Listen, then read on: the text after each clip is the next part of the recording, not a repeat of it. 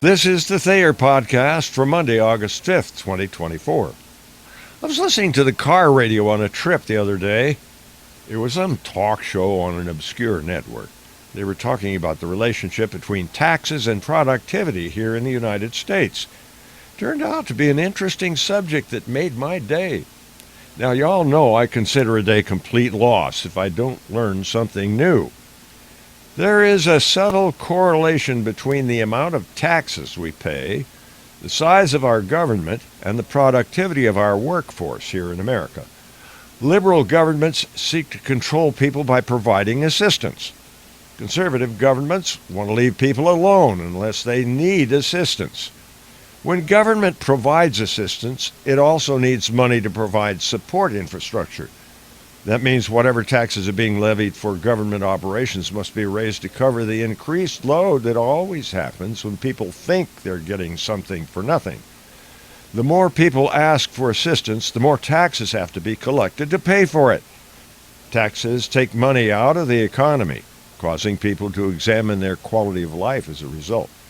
People having to pull in their horns, so to speak, spend less of their time being productive, and some have to go on the dole to make ends meet.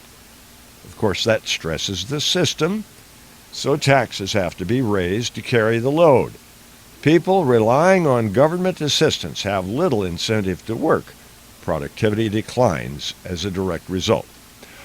On the other hand, when government stays out of the picture, except for emergencies, people always rise to the occasion. Humans are an inventive species, and unless they're ill or infirm, they always find a way to make things go. If they're not burdened with excessive taxation, they put that money to work. They buy stuff. That creates demands for stuff. That creates opportunities to expand manufacturing of stuff.